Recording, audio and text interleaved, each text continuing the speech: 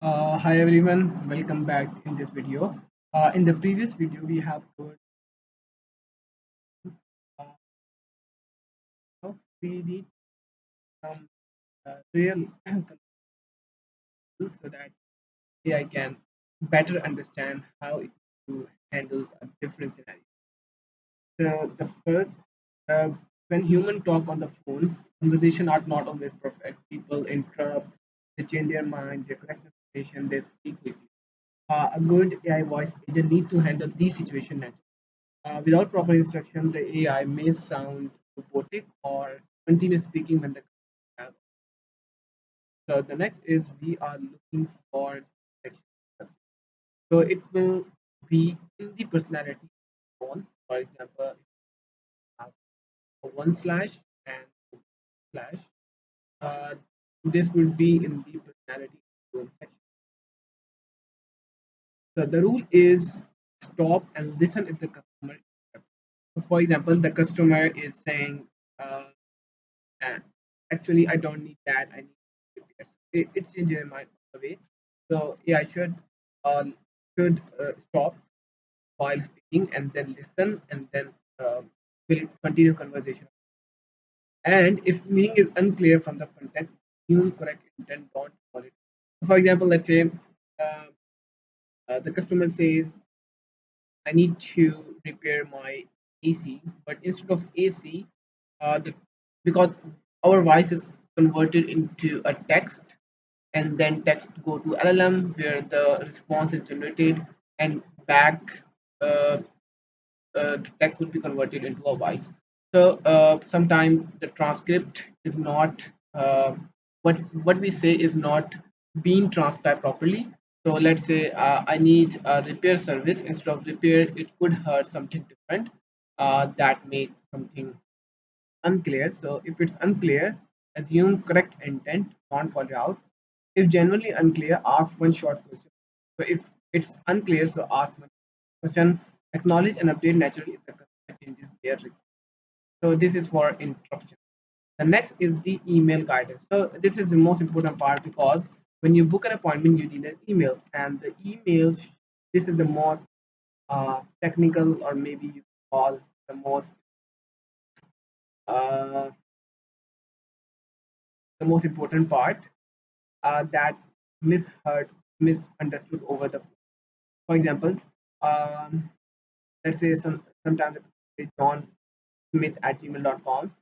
We need a correct spelling, John Smith, and there is at the rate so that AI will not understand properly. That's why we are saying always confirm email before moving on.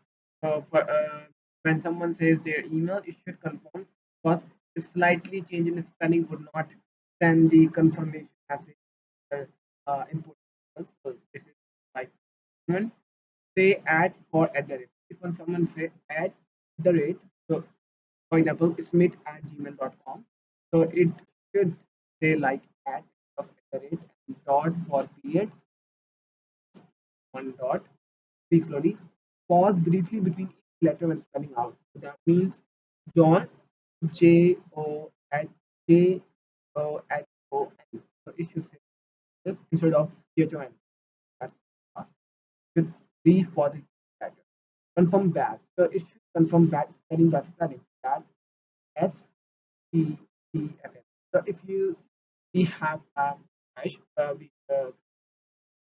we have this one. So if you remove it, then agent will see ST. Instead of ST, you want S, then slightly pause, then E, then FAN at and gmail.com. We can give it as right means it is right, and then store format in this format. So we need to store in this format. This is for email. So as email, we also have the number guidance. So for example, of say 16 in number, we can convert it into a word 16 that makes it pronounce or behave. And then we can define a time. So this is the dynamic variable. We have different variables.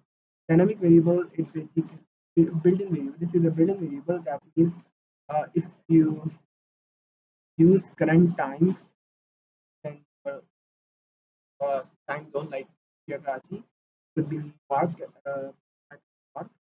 And when you cover this with a LED double bracket, it will be a built-in videos that give the agent knowledge about their current time and date is going on.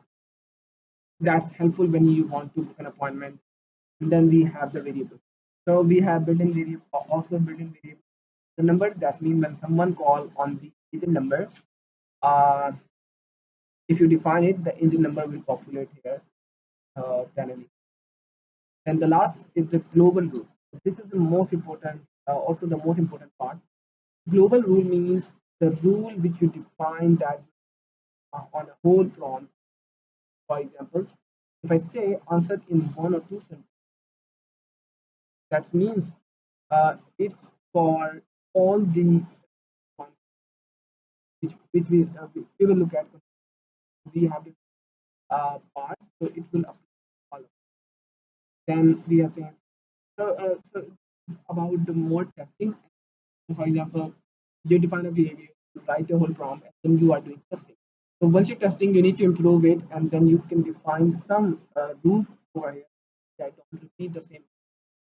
Always get the customer permission before diagnosing for the phone. That's for upcoming call. Never repeat or summarize with the customer. It just said before asking. For example, uh, customer says my AC is broken, then agent can say, oh, your AC is broken, and then it will ask us. So it's repeating the question instead of say, oh, your your AC is broken. Instead, it can say, got it. Oh, right. Okay. It could use acknowledgement of repeating the. So this is our the part for personality, and then we have seen some global rule.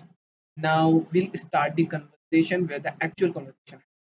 So this is all about the defining who the agent is, what their personality, how it should say, how should it interrupt if someone interrupt, how should it behave, how it should pronounce emails, the number guidance, variable, the global rule. This is all about the instruction. The next is we will start the conversation.